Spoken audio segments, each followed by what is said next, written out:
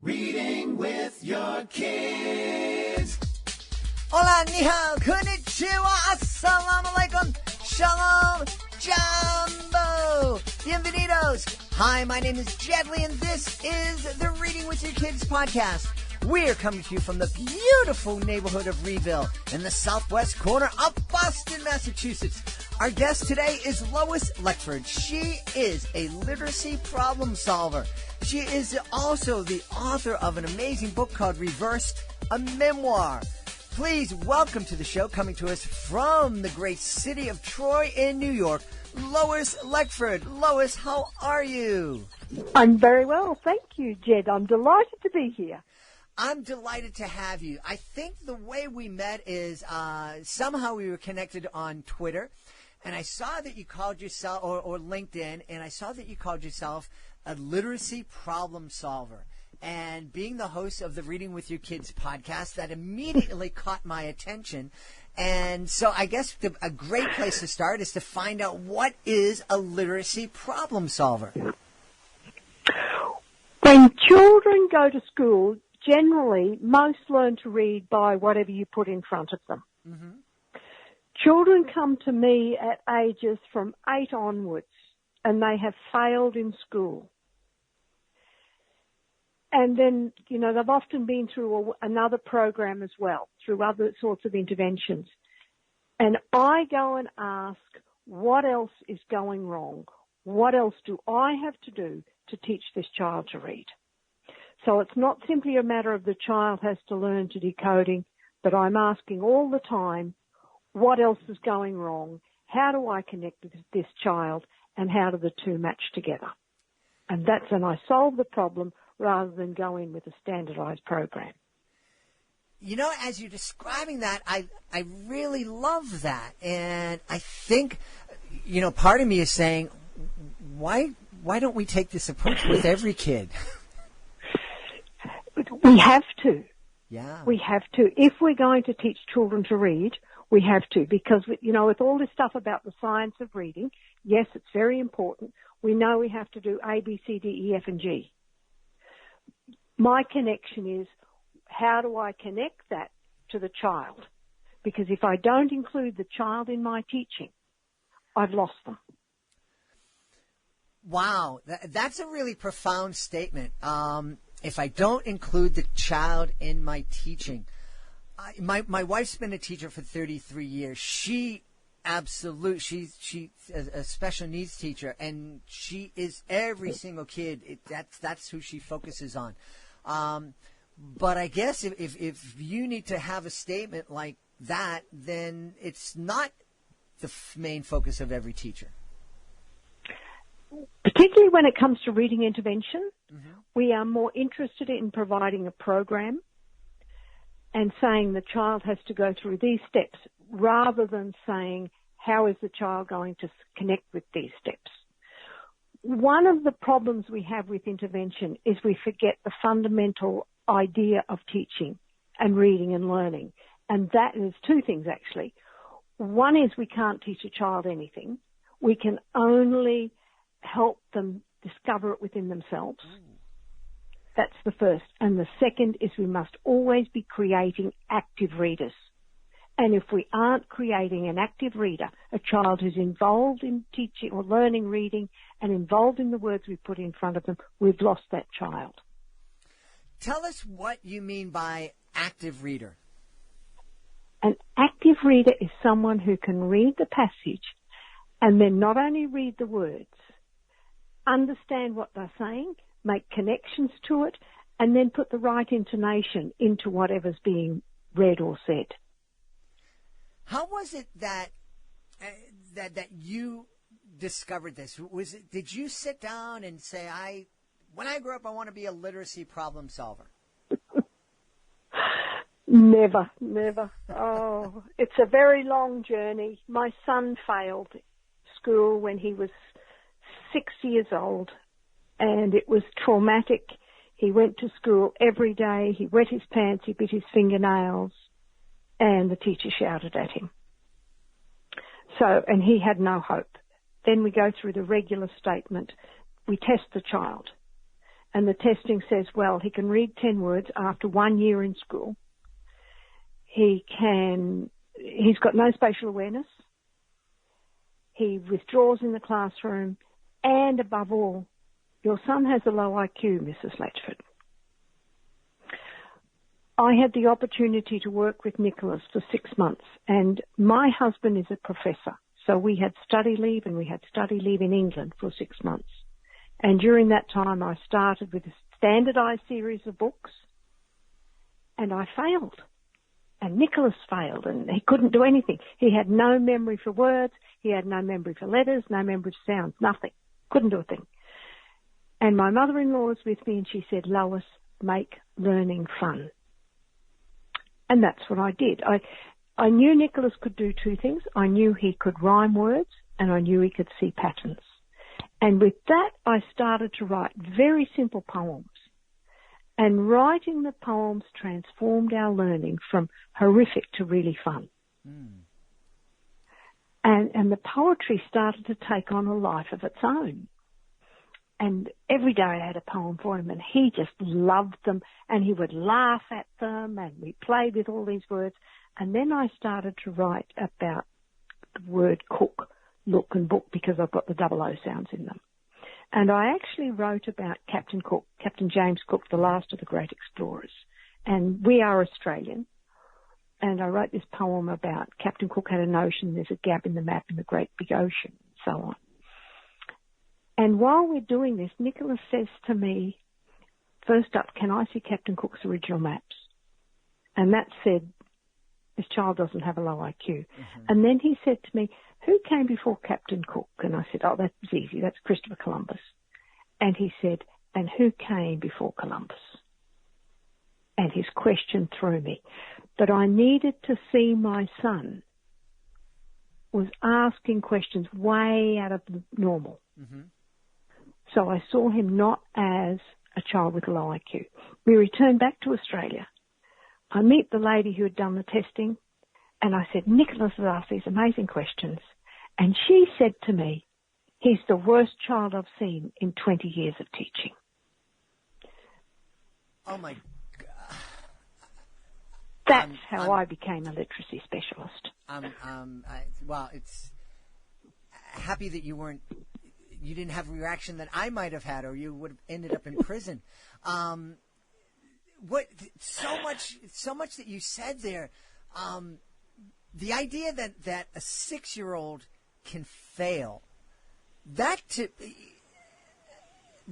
just boggles my mind. You know, how can you say that a 6-year-old? I know they're supposed to meet this standard, but that idea that we say to 6-year-olds that you failed, I don't know. It doesn't compute. I'm not latching on to that. Do you want to know how difficult this was? My son now has a Ph.D. And I said to him, Nicholas, tell me what happened in first grade. My son cried. He couldn't put a single word or get a word out of his mouth. That year was so horrific. He's put it in a box, shut the lid up, locked it, and says, I never want to open it. That's how bad that year was. Mm-hmm. And how easily, if our family had not been privileged and we'd stayed in the school, they would have said to me, look, your child can't do anything. Stop putting these expectations on him. And as I said, my son has a Ph.D. in applied mathematics.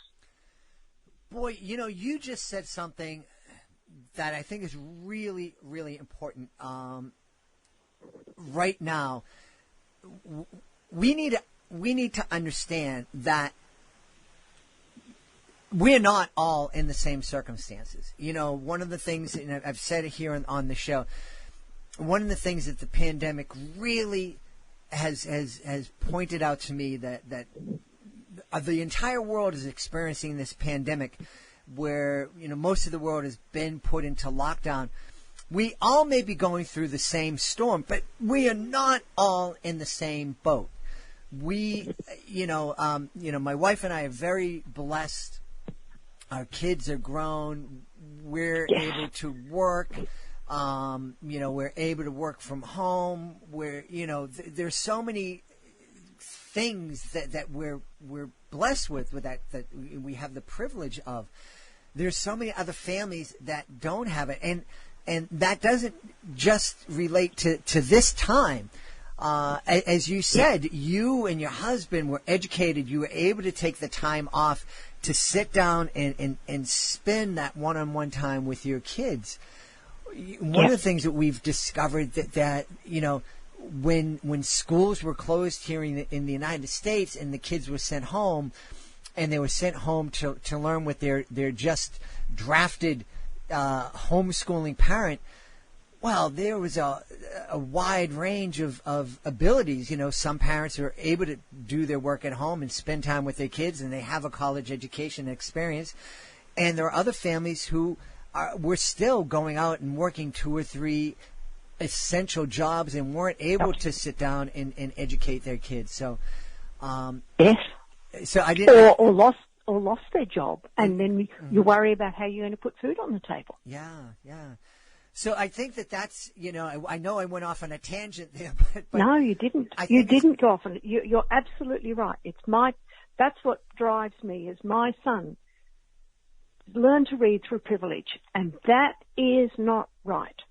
I absolutely agree with you, Lois. One of our past guests, LeVar Burton, the host of Reading Rainbow, was talking about the fact that, he developed this love and passion for reading because he had this role model, his mom, who read stories to him and was always reading a newspaper or reading a novel. And he believes that the ability to read emancipates people and frees them. And you're right. It shouldn't be a privilege to read. And that was the case years ago when folks that didn't have privilege weren't allowed to go to school. We've recognized as a society that everybody should have the right to learn and to go to school, but we're still not at that point yet. There is still a lot of kids out there who are considered for lack of a better word, unteachable, and that's not right. Yes. Yeah. Our family has moved with my husband's work, and we moved to Lubbock, Texas, and we went there when Nicholas was 11. I met a mother whose 13-year-old son had spent 4 years in a phonics-only reading program and came out non-reading. I was employed to teach him over the summer. I taught him, and at the end of the summer, the mother wrote to the school district and said, "You employ this woman or I sue you." I got employed. Wow. And through that, I met other children who were in exactly that same position. And the boys who are dearest to my heart were 15 years old, spent 10 years in school, and could not read 10 words between them. Mm-hmm. One was a Hispanic and one was African American. I'm still in touch with one of those boys. That's beautiful. Now, what's the key? And I know I don't mean to sound like I'm asking, like, what's the solution for every kid? Because one of the things that you've pointed out to us is that there is no one solution for every kid. We have to sit down and take the time and find out. You discovered how Nicholas learns. You discovered how these other kids in Texas learn. What are some of the strategies that you use? You're talking about Nicholas and poetry. What are some of the other strategies that you've used that have helped kids? One of the biggest problems we have with teachers is that they assume if a child reads the word, they therefore comprehend. That's a fallacy. And one of the very first things I do is put the 10 sight words in front of my children, 2, of, 4, and those particular words. And I ask them to give me a sentence with the word to, T-O. My students, after 10 years in school, will say to me, "I have 2 hands," and for the word F-O-R, a dog has 4 legs.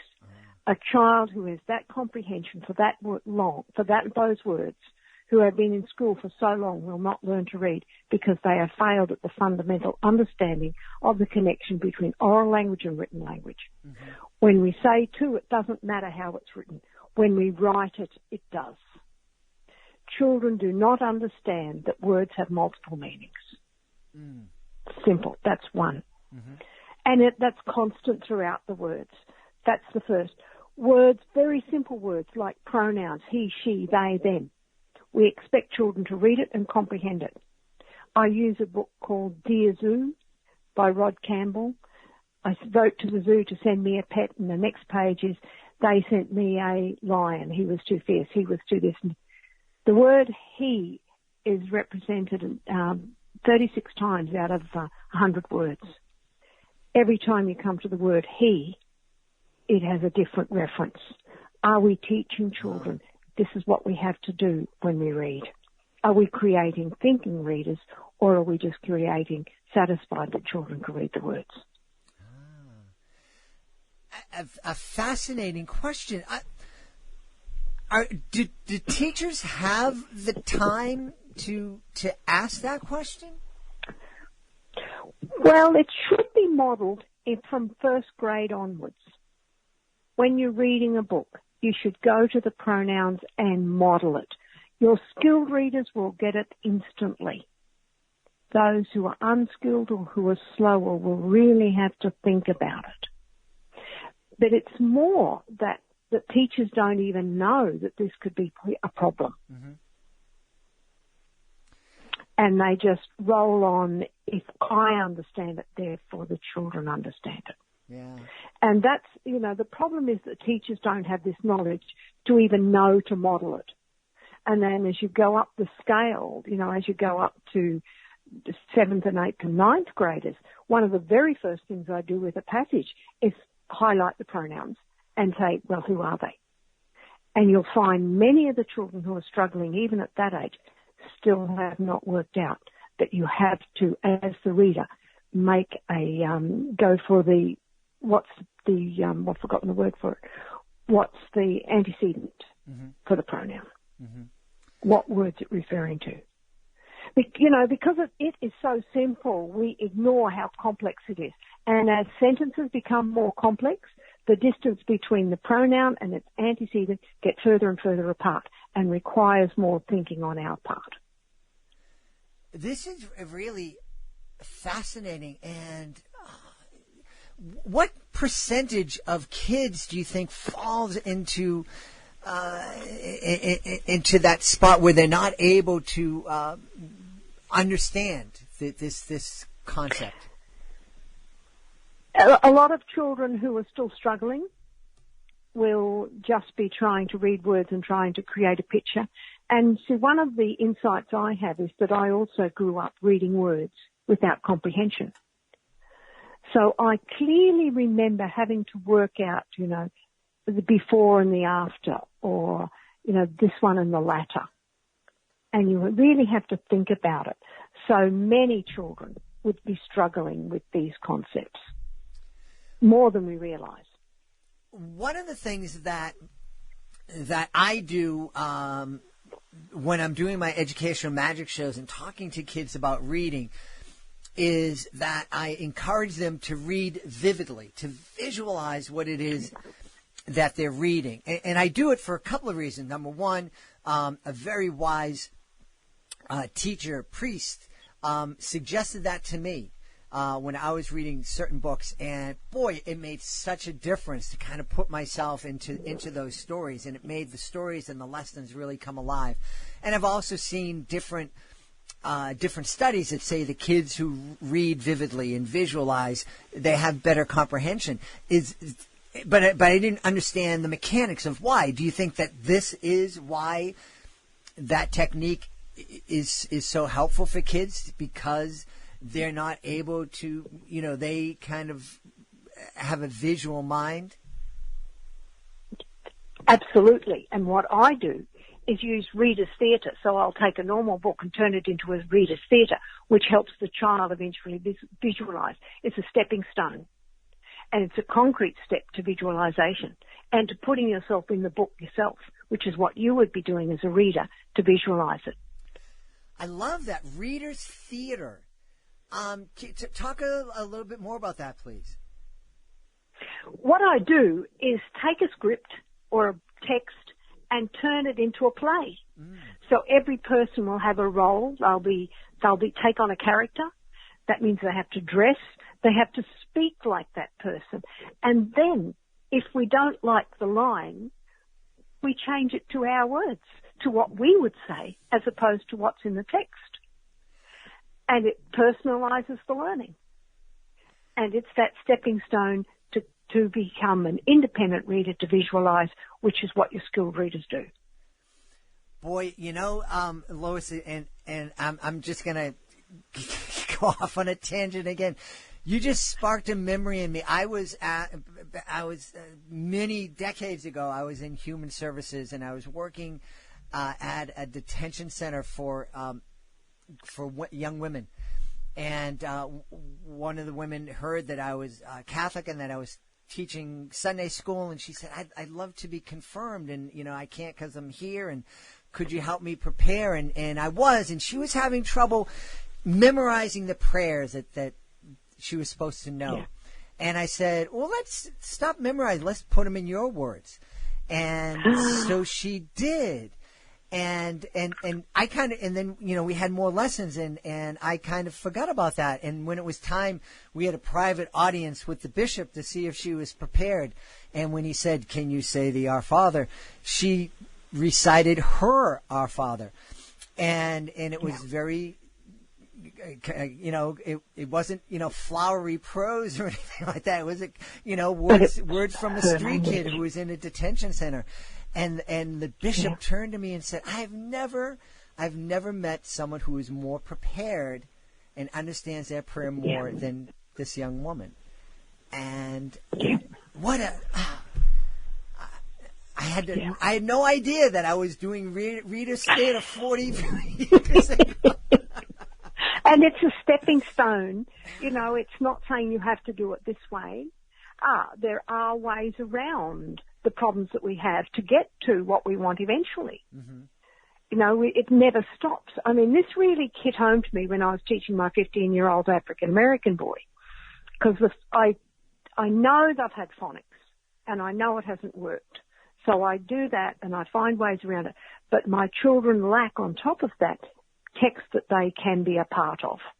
So I start reading one text that I think is funny, and that didn't work. And then I realized why it didn't work is because it was a family of a father and a mother. Both my boys from single-parent families. Okay. So put that away. And the next play I had for them, or story I had for them, was about two girls. And I worried about reading it to them. So I asked their permission. Can I read this story to you? And Twain, my African-American, said, no, I don't want to read about girls.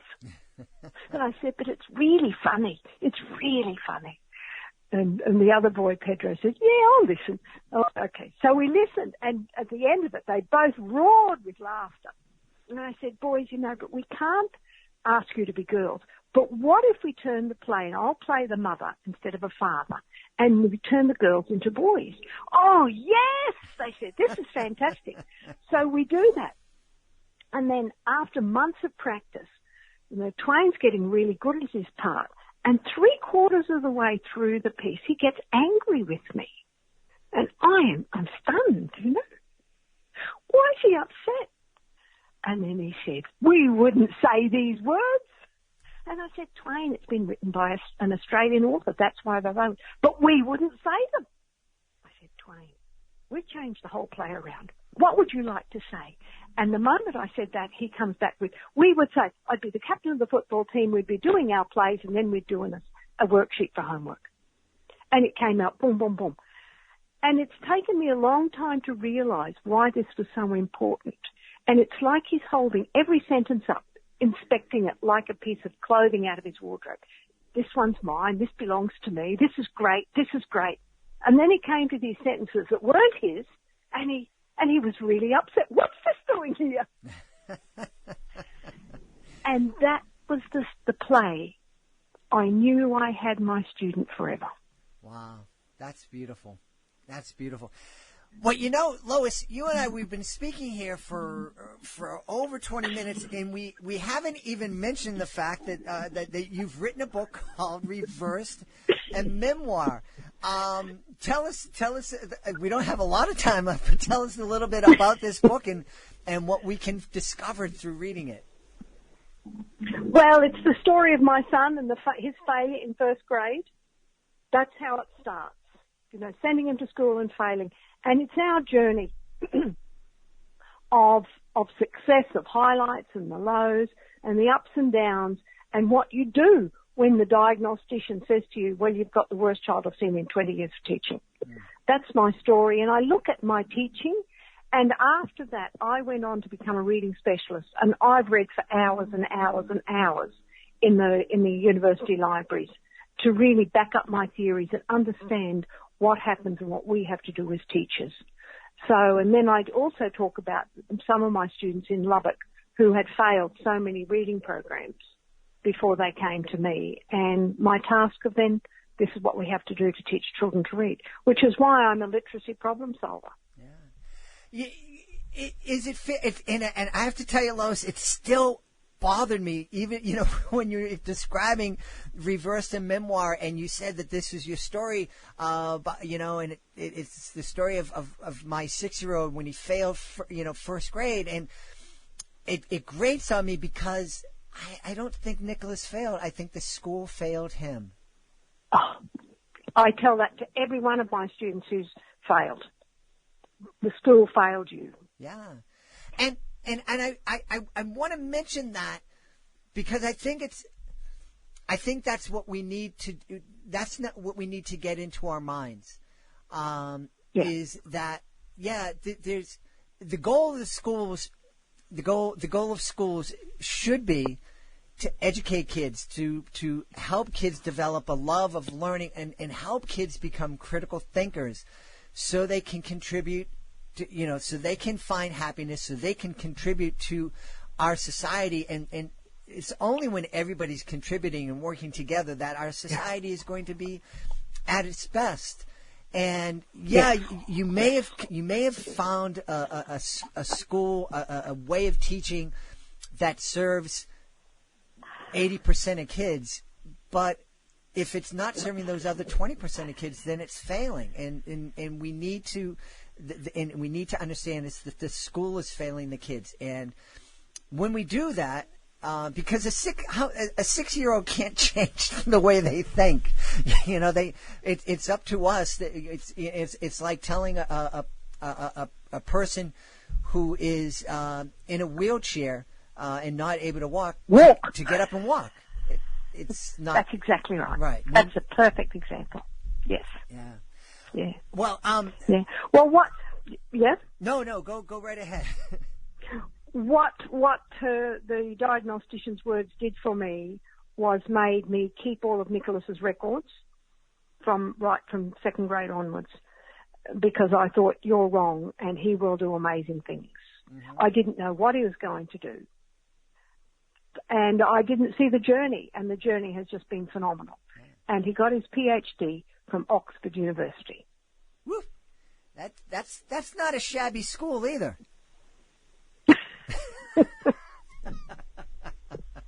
And what did Nicholas get his Ph.D. in?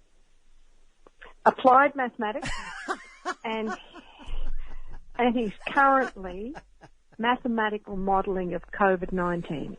Oh man, I you don't sound like a spiteful person at all. But I'm not even going to ask you if you went back to Australia to go. See, this is the kid you said was good.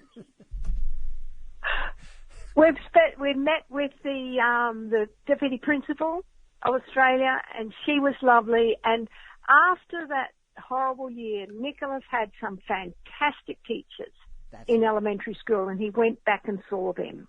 That's wonderful. Because the third grade teacher he absolutely loved. Excellent. And his fourth grade teacher was brilliant. And so they are the things that we remember. That's wonderful.